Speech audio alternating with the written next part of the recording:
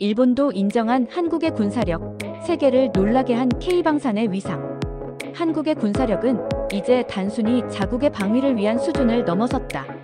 21세기 들어 한국은 세계적으로 인정받는 군사 강국으로 부상하고 있으며, 특히 첨단 무기 체계의 독자 개발과 수출을 통해 글로벌 방산 시장에서 눈부신 성장을 보여주고 있다. 최근 일본 내에서도 한국 군사력에 대한 평가가 변화하고 있으며, 그 배경에는 탄탄한 기술력과 국제적 신뢰가 자리 잡고 있다. 지금부터 한국의 군사력이 어떻게 세계를 놀라게 했는지, 그 중심에 어떤 기술이 있는지, 그리고 일본이 어떤 반응을 보이고 있는지 살펴보자. 첫째, 한국의 전차 기술 흑표 K 전차. 흑표 K 전차는 대한민국이 세계에 내놓은 자랑스러운 전차다.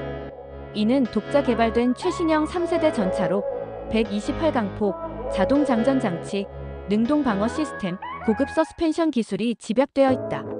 특히 불규칙 지형에서도 사격 정확도를 유지할 수 있는 사격 통제 시스템은 전 세계 군사 전문가들로부터 극찬을 받고 있다.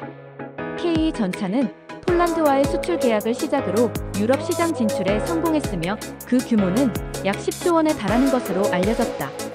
독일의 레오파르트 2, 미국의 M1 에이브람스와 경쟁할 수 있는 몇 안 되는 차세대 전차로 평가받으며, 현재 노르웨이, 루마니아, 사우디아라비아 등에서도 관심을 보이고 있다. 일본 역시 자국의 최신형 10식 전차와 비교하며 기술적 차이를 분석하고 있으며, 일부 전문가들은 한국의 기술 발전 속도에 놀라움을 감추지 못하고 있다. 둘째, K9 자주포의 세계적인 위상. K9 썬더 자주포는 한국 방산 수출의 대표적인 성공 사례다. 155 자주포인 K9은 강력한 화력과 기동성, 자동 사격 통제 시스템을 갖춘 세계 최상위 수준의 무기다.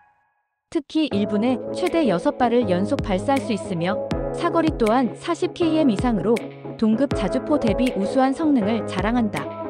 현재까지 호주, 노르웨이, 핀란드, 에스토니아, 인도, 이집트 등 10개국 이상에 수출되었고, 계약 규모는 수조 원에 달한다.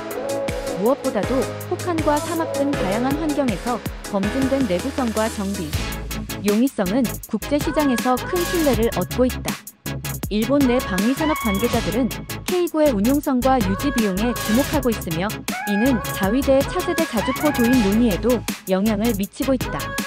특히 K9A1, K9A2 등으로 지속적으로 업그레이드되며 미래 지향형 자주포로 진화 중이다. 셋째, 한국 해군의 첨단화 세종대왕급과 장보고3. 한국은 해군력에서도 빠른 성장을 이루고 있다. 세종대왕급 이지스 구축함은 세계에서도 손꼽히는 전투 능력을 갖춘 구축함으로 7,600톤 이상의 배수량과 함께 대공, 대함, 대잠 능력을 고루 갖추고 있다.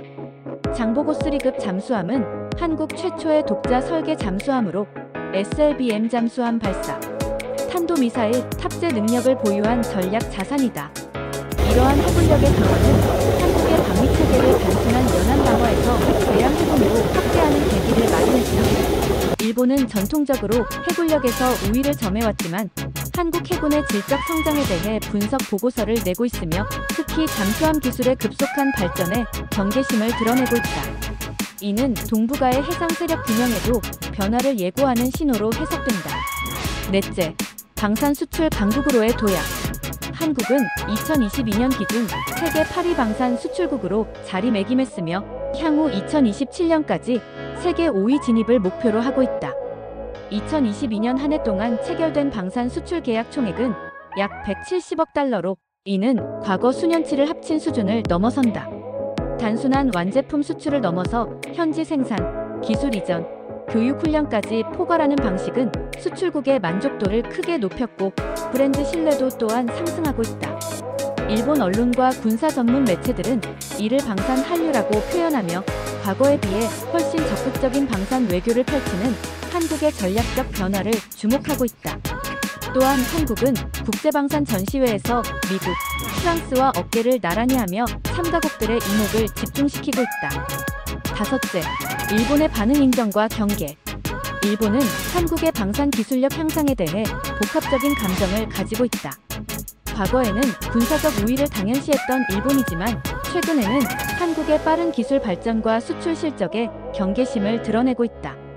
일본의 일부 군사 전문가들은 한국의 무기 체계가 자위대의 기존 장비보다 더 뛰어난 성능을 보이고 있다고 평가하며 자국의 방위 산업에도 경종을 울리고 있다.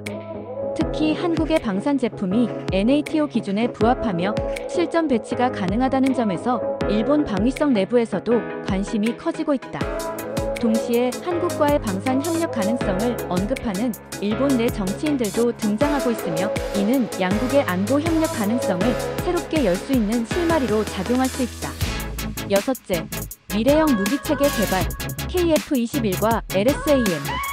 KF-21 브라모는 한국형 차세대 전투기로 4.5세대 이상의 승리를 목표로 개발 중이다. 스텔스 기능은 제한적이지만 다양한 무장 탑재 능력과 높은 기동성을 바탕으로 인접국의 기존 전투기를 대체할 수 있는 잠재력을 가지고 있다. 인도네시아와의 공동 개발로 시작된 KF-21은 향후 동남아, 중동 국가를 중심으로 수출을 기대할 수 있으며 이는 한국이 전투기 시장에서도 존재감을 드러낼 수 있음을 의미한다. 또한 한국형 고고도 방공체계인 LSAM은 최대 150km 거리의 탄도미사일을 요격할 수 있는 능력을 목표로 하고 있으며 이는 한국판 사드로 불린다. 일본 역시 이러한 미래형 무기체계 개발에 관심을 가지고 있으며 최근에는 아시아 내 군비 균형 변화 가능성에 대한 내부 보고서를 발간하기도 했다. 끝으로 이제 한국의 군사력은 단지 안보 차원을 넘어 경제적 자산으로도 기능하고 있다. 세계가 인정하는 기술력, 신뢰성, 그리고 생산 역량은 K방산이라는 이름 아래 글로벌 시장을 선도하고 있으며 일본을 포함한 여러 국가들이 한국의 방산 성공 모델을 주목하고 있다. 이는 단순히 장비의 문제가 아니라 기술과 전략, 외교와 경제가 결합된 종합적 성과이며 앞으로도 한국은 국방 분야에서 세계를 놀라게 할 가능성이 크다. 한국의 군사력은 이제 세계적인 브랜드가 되었으며 그 위상은 더욱 견고해질 것이다.